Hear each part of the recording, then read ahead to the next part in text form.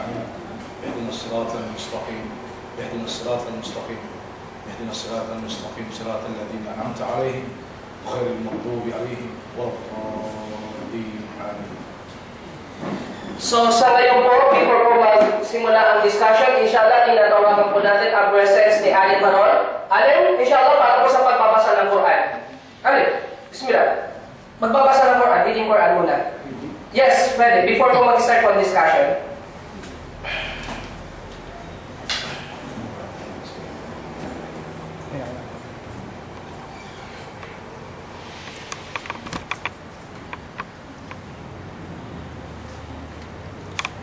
أعوذ بالله من الشيطان الرجيم.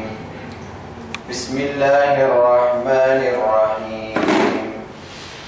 لله ما في السماوات وما في الأرض وإن تبدوا ما في أنفسكم أو تخفوه يحاسبكم به الله فيغفر لمن يشاء ويعذب من يشاء والله على كل شيء قدير.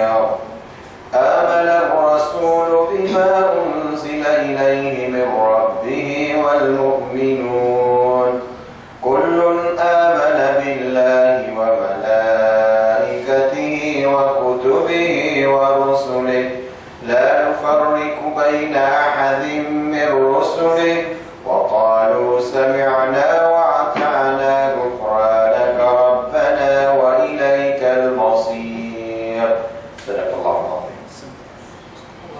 So thank you po. Jazakallah khair yung ating sa inyong present. And before po yan ay tingnan muna natin po ng open statement ang ating pong kapatid na si Brother Yanunat. And before po yan ay si Sheikh Rashid Indasan. Brother Yanunat, open statement muna po. Magandang umaga po sa inyo lahat. Kami po ay nagagalak. At sa unang pagkakataon, nagkaroon kami ng oportunidad ng mga kapatid nating mga Islam ay ating makasalamuha ngayong araw na ito.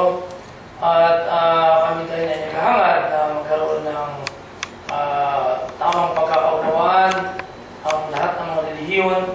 So, nais namin maunawaan sa inyong panig ang inyong mga pananampalataya, mga pagkakaunawa tungkol sa ating Panginoon.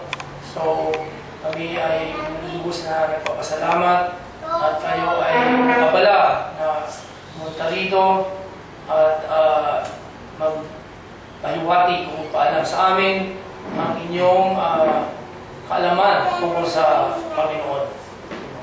Okay, so ngayon po si Sheikh Rashid Indasan. Ya Sheikh, bismillah.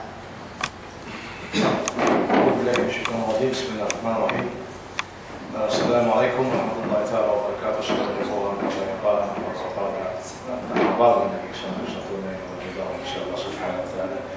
Isa pong magandang bago sa inyo at ako pinatutuwa sapagkat naimbitahan po tayo at hindi na po tayo pinahirapan pa bakit paliwanag pa yung ating pong pananampalataya. Bilang isa pong mga ngaral sa Islam ay siyempre katulad din po ng ating pong Senegal makaharap ngayon sa isang Maginoong talakayan ay bahagi rin po ng aming pananampalataya ang magkanyaya. Ako bilang yung siya alu ila sabili rabbika bil hikmah. Anyayahan ninyo ang mga tao sa daan ng inyong Panginoon na may karunungan and with beautiful preaching. So, ito po'y bahagi ng aming pong gawain, katulad din po ng aming ginagawa. Kung saan ay napag-usapan po natin ang pinaka-importante usapin sa ilalim ng siglo ng langit sa makapitang usapin po patungkol sa spiritual. So, magandang araw po sa inyo. So, alhamdulillah Rabbil Alamin. So, salamat po ng maraming sa dalawang panig po na nagbigay. So, ngayon sisimulan na po natin ang first presentation po ng ating kapatid at ng ating kaibigan na si Father Yanunat. Sir, go ahead. Mukhang guru dibaca ng panggunang betiri at ipata magumbante siguro. Namo Vishnu Padaya Radhikaya Priyat Mani Shishimad Bhakti Vedanta Narayana. So, magandang umaga po sa inyo. Una po sa lahat, ang topic po natin ay konsepto ng Diyos sa Gaudiya Vaishnavism at sa Islam. Ito po isang mahalagang topic, comparative study of religion. Sa aming pong konsepto na nakabase sa Vedas, ang pagkakaunawa po namin, ang conclusion tungkol sa Diyos ay Diyos ay meron siyang tatlong aspeto. Tatlo po ang aspeto niya. Sa Sri Upanishad, nakasaad po dito, Om Purnam Ada Purnam Idam Purnat Purnam Udasyate Purnasya Purnam Adaya Purnam Eva Basishyate. At ang Diyos, kataas-taasan Diyos, siya ay kumpleto, perfect in itself. At maraming mga complete na lumalabas sa Kanya ng mga enerhiya. At ito mga kumpletong mga creation ng God ay perfect and complete in itself. Magamat maraming mga emanation na kumpletong bagay sa Kanya, siya ay nananatiling complete in itself. So, dahil po dito, dahil ang Diyos ay kumpleto, tatlong aspeto ang konklusyon ng Vedas, ng mga scholars sa Vedas. Ano yung tatlong aspeto na ito? Ito po yung tinatawag na Brahman, Paramatma, and Bhagavan. Ang ibig po sabihin, kung ating analala, susuriin, maunawa natin ang Diyos ay siya espiritu. Yung walang hanggang espiritu. At sometimes, nasasabi natin walang hanggang liwanag. So, pagka tayo ay nagme-meditate or nagko-contemplate sa God, maaaring masumpungan natin ang Diyos ay isang walang hanggang liwanag, kapangyarihan, enerhiya. Wala siyang anyo, wala siyang attributes, wala siyang qualities. So, ito po yung unang aspeto. Ang pangalawang aspeto ay tinatawag na Paramatma. Paramatma realization, na yung Diyos, sa kanyang kapangyarihan at enerhiya, siya ay nasa puso ng bawat isa. Siya yung saksi. Alam niya, nakaraan, inaharap, future, alam niya lahat nangyayari. Witness siya sa lahat ng mga ginagawa natin, ang mga paghangad natin, ano yung mga nais natin sa buhay, ano yung ating mga ginawa sa nakaraan, siya ang nakakaalam. Ang tawag po rito ay Paramatma or saksi. At ang pinakakompleto pong aspeto ng Diyos ay yung tinatawag na Bhagavan. Ang ibig po sabihin ng Bhagavan, ang Diyos ay persona. Na katulad natin, ikaw persona, ako persona, lahat tayo persona. So, siya ang pinatakas-taasang persona. Ngunit itong persona ng Diyos ay hindi katulad sa ating persona.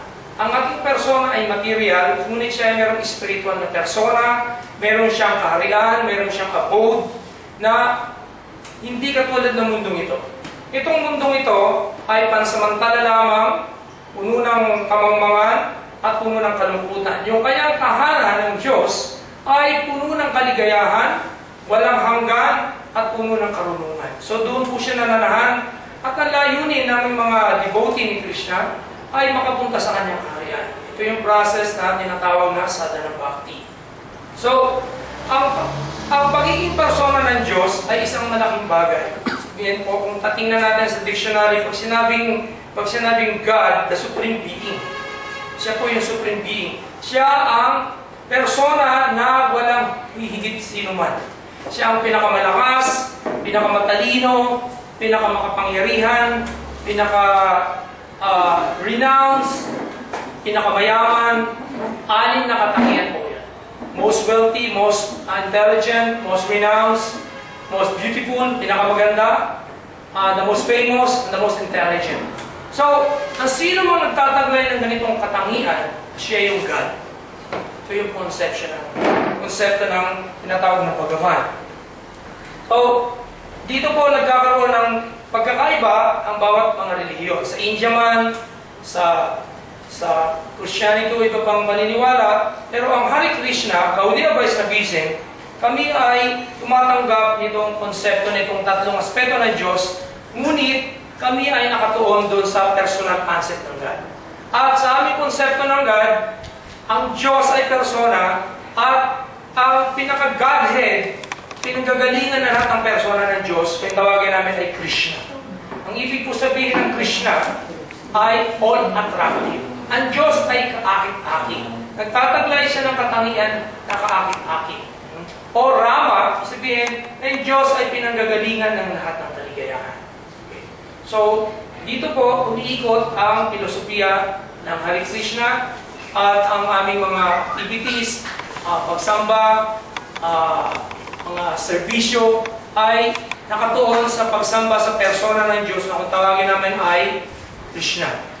At sa pamamagitan ng pagtawag sa pangalan niya, pagtsambit ng Hare Krishna, Krishna Krishna, Hare Hare, Hare Rama, Rama Rama, Hare Hare. Ito po ay tinuturing namin pinakamadaling paraan upang mapalapit sa Diyos dahil hindi natin nakikita ang Diyos sa ating mga material na mata. Dahil ang Diyos ay may spiritual na katangian. Bagamat persona siya, ang kanyang kalagayan ay spiritual. Sa Brahma Samhita nakalagay dito, Isbara Parama Krishna Sachit Ananda Vigraha Anadir Adir Govinda Karana Karana. Na si Krishna, siya ang Supreme Controller, siya ang Isbara Parama Krishna, at siya ang pinanggalingan ng lahat. Sachit Ananda Vigraha, ibig sabihin ang kanyang anyo ay eternal, puno ng kalunungan at kaligayahan. Sachit Ananda Vigraha, transcendental forms, spiritual form. Ang kanyang anyo ay hindi gawa sa lupa. Katulad ng aming anyo, buto, dugo, laman. Hindi po ganito ang anyo ng Diyos. Sa different dimension siya, tinatawag na spiritual dimension.